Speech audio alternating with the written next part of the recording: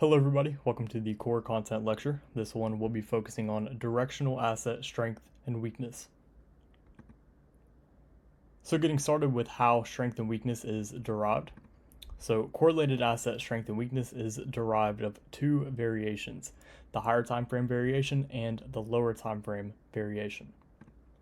The higher time frame variation tells you which asset should be stronger and more explosive overall, while the lower time frame variation tells you which asset should be stronger and more explosive upon entry time. So knowing which asset is strongest in your anticipated direction is crucial for capitalizing on price runs, and whenever the higher time frame and lower time frame variation are in agreement, this is where the best and most explosive trades will come from. So getting started with the higher time frame variation. Now there are two ways to go about knowing which asset is likely to be stronger or weaker based off of the higher time frame variation, and it is from either one, higher time frame gaps, or two, a previous look back on narrative time frame candle closures. So looking at higher time frame gaps, weekly time frame gaps, daily time frame gaps, and 4-hour time frame gaps are what you are going to predominantly be using. If you're more of a short-term trader and trade the weekly expansion, then weekly time frame gaps are really going to be your main focus, while if you're a day trader, then daily time frame gaps are going to be your focus, and if you're more of a scalper, then 4-hour time frame gaps are going to be your focus.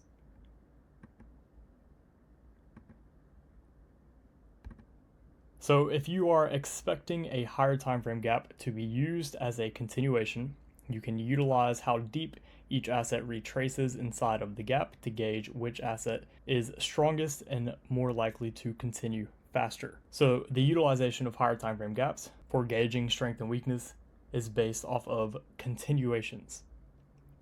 So if you're expecting a higher time frame gap to hold and be used as a continuation, you can look at the price action within there and see if how deep price retraces on each asset before the continuation begins to depict which asset is strongest.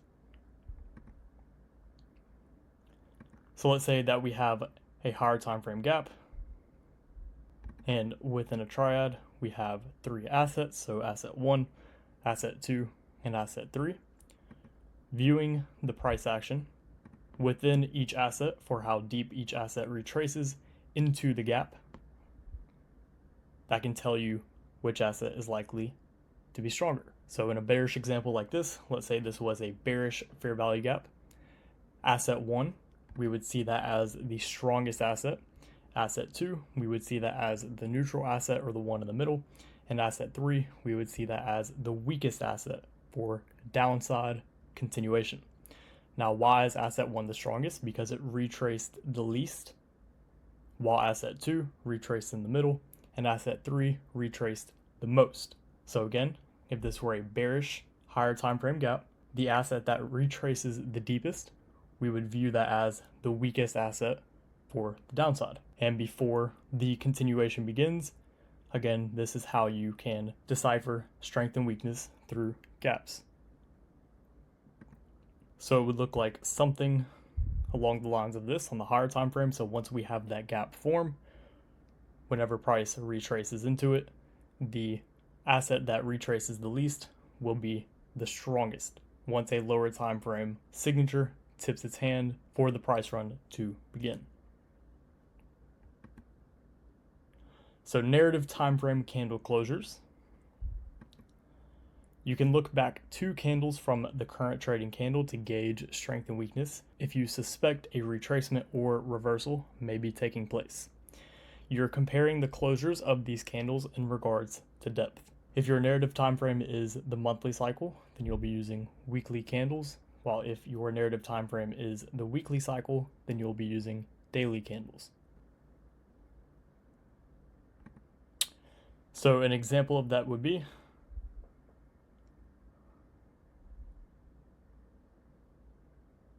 let's say that candle 3 would be the candle that had just opened, being the current trading candle, and then candle 2 was the previous candle before that one, and then candle 1 is the previous candle before candle 2.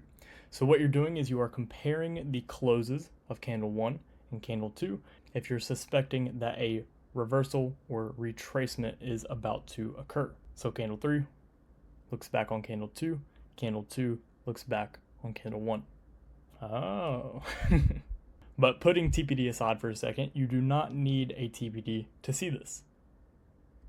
So looking at an example, again, if you have 3 assets within a triad and you're suspecting that a reversal or retracement is about to occur, so you're expecting the current candle, which would be this one right here, to oppose the direction it's already been trading in. So in this example, it would be bearish, so you're expecting this candle to retrace or reverse higher. If you look at the closes between candle 1 and candle 2 in regards to depth, you will see that if we take a look at asset 3, closed closest to the close of candle 1, while asset 2, being the asset in the middle, closed a little bit further compared to these closes, while asset 1 closed the furthest in depth. So using that information, we can infer that asset 3 is likely to be the strongest if a reversal or retracement is likely to take place. So when do you predominantly use this? If there's a lower time frame TPD or SMT and there isn't a TPD within candle 2, like as you can see in this example, but there was a lower time frame SMT or TPD that can give you insight on a reversal or retracement taking place, this is whenever you can use things like this to solidify strength and weakness. So again, asset 1, the close of candle 2 and the close of candle 1, the depth is the greatest out of the other 2 assets, so this one is likely to be weaker if price were to reverse or retrace, while asset 3, the close of candle 2 and the close of candle 1, these closes were the closest together out of all the assets, so this one is more likely to be strongest for a reversal or retracement. And now looking at the lower time frame variations. So the ways to go about gauging strength and weakness for the lower time frame is number 1, the order of operations TPD, and number 2, the daily cycle and below sequential SMT. So getting started with the order of operations TPD. If an order of operations TPD shows itself, we can gauge strength and weakness. If bearish, the asset or assets that create a lower open on candle 3 are more likely to be stronger for the downside. If bullish, the asset or assets that create a higher open on candle 3 are more likely to be stronger for the upside. And now daily cycle, sequential SMT, and below.